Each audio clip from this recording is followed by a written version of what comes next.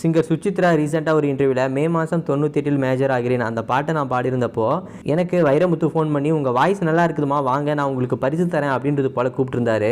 நான் தனியாக போகல, என்னோட பாட்டி கூட போயிருந்தேன். அப்போது அவர் பார்த்துட்டு ஷாக் ஆகிட்டார். நீங்கள் தனியாக வரலையா அப்படின்றது போல் கேட்டார்.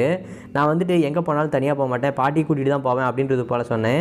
அதுக்கப்புறமா நான் வந்து அவர்கிட்ட நிறையா பேசவே இல்லை, என் பாட்டி தான் நிறையா பேசிகிட்டு இருந்தாங்க. நீங்கள் வந்துட்டு இவங்களுக்கெல்லாம் அப்பா வயசு, நீங்கள் தான் இந்த மாதிரி சின்ன பொண்ணுங்களெல்லாம் வளர்த்து விடணும் அப்படின்றது போல் நிறையா பேசினாங்க.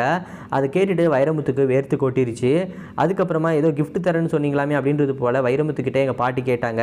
அதுக்கப்புறமா வைரமுத்து வீட்டுக்குள்ளே போயிட்டு 2 பேண்டின் ஷாம்பு கண்டிஷனர் எடுத்து வந்து என் கையில் கொடுத்தாரு. அவர் உண்மையாலுமே எனக்கு வந்து கிஃப்ட் கொடுக்கறதுக்கு கூப்பிடல, நான் மட்டும் தனியாக போயிருந்தேன்னா என்னை டச் பண்ணலாம் அப்படின்னு சொல்லிட்டு தான் கூப்பிட்டுருந்தாரு அப்படின்றது போலையும் சிங்கர் சின்மயி வைரமுத்து மேலே வைக்கிற குற்றச்சாட்டு எல்லாமே சரிதான். இப்போ தான் வந்து ஹேமா கமிட்டி வந்ததுனால இந்த விஷயத்தை ஈஸியாக வெளியே கொண்டு வர முடிஞ்சிச்சு. ஆனால் வந்துட்டு சிங்கர் சின்மயி சொன்னப்போ வந்துட்டு யாருமே அவங்களுக்கு சப்போர்ட் பண்ணல. ஆனால் என்ன வந்து கூப்பிட்டுருந்தாங்க அப்படின்னா நான் வந்து சிங்கர் சின்மயிக்கு சப்போர்ட்டாக நின்றுருப்பேன் அப்படின்றது போல சுசித்ரா சொல்லியிருந்தாங்க.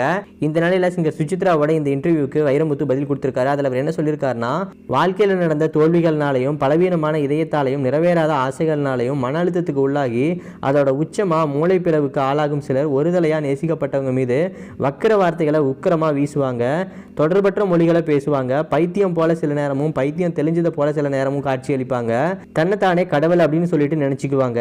இந்த நோய்க்கு மெசியானிக் டிலூஷன் டிசார்டர் அப்படின்னு சொல்லிட்டு பேரு. அவங்க தண்டிக்கப்பட வேண்டியவங்க இல்ல, இரக்கத்துக்கு உரியவங்க, அனுதாபத்தால குணப்படுத்தக்கூடியவங்க, உளவியல் சிகிச்சையும் மருந்து மாத்திரைகளும் இருக்குது, உரிய மருத்துவர்களை அணுகணும் அப்படின்றது போல வைரமுத்து சிங்கர் சுசித்ராவோட இன்டர்வியூக்கு பதில் கொடுத்திருக்காரு.